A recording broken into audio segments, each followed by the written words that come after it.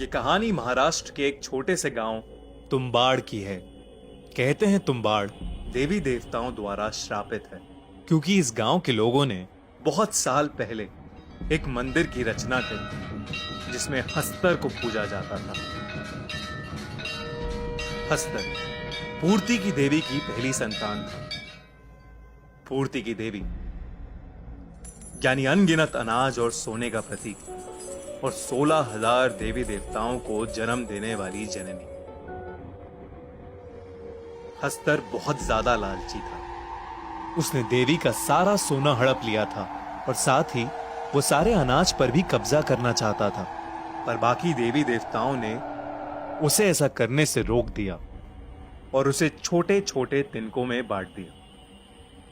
पूर्ति की देवी अपनी पहली संतान को बेहद प्रेम करती थी और हस्तर का नाश होने से पहले उन्होंने उसे बचा लिया, लेकिन एक शर्त पर, कोई उसे कभी नहीं पूजेगा और उसे भुला दिया जाएगा। पर तुम्बाड़ गांव के पूर्वजों ने जब से उसका मंदिर बनाया, तब से देवी देवताओं का क्रोध तुम्बाड़ पर बारिश बनकर बरसता है। लेकिन कहते हैं हस्तर ने प्रसन्न होकर अपना जितना सोना था सब उस मंदिर को अर्पित कर दिया। लेकिन वो मंदिर के अंदर कहां छुपा है ये किसी को नहीं मालूम। कई लोग वो खजाना पाने की चाह में मंदिर में गए तो जरूर, पर कभी वापस नहीं लौटे। इसलिए वो मंदिर सालों से बंद पड़ा है। गिरीश नाम के एक पंडित ने भी उसी खजाने की लालच में हस्तर की खूब पूजा करी और वहां जाने का सोचा। उस दिन हमेशा की तरह बाहर जोरदार बारिश हो रही थी। मंदिर के अंदर बहुत अंधेरा था और किसी मरे हुए जानवर की बू आ रही थी। अपने हाथ में मशाल लिए वो आगे बढ़ा। उसका पैर एक हड्डी के ढांचे पे पड़ा और उसने देखा कि उसके आसपास जंगली पेड़ों की लपट में कई लोग अधमरे से पड़े थे।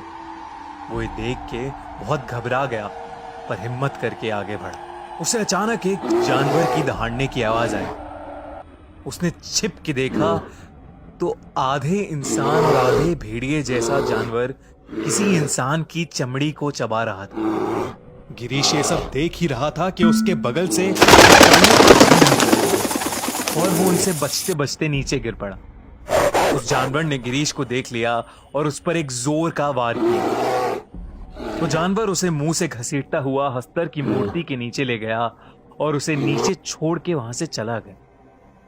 गिरीश ने जब उठ के देखा तो वो दंग रह गया। वहां हस्तर की मूर्ति के ठीक नीचे सोने की अनगिनत मुद्राएं रखी हुई थी। गिरीश की आंखें चमक उठी और वो अपनी पोटली में सारा सोना भरने लगा।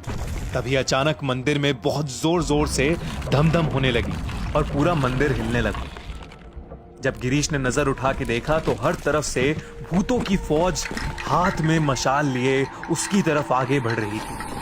ऐसा डरावना दृश्य देख के उसके पसीने छूट गए और वो पोटली वहीं छोड़कर बहुत जोर से दरवाजे की तरफ भागा और किसी तरह वो आग में लिपटा हुआ मंदिर के बाहर पहुंचा। बारिश तेज थी जिसकी बदौलत आग तो बुझ गई, पर उसका सारा शरीर जल चुका था।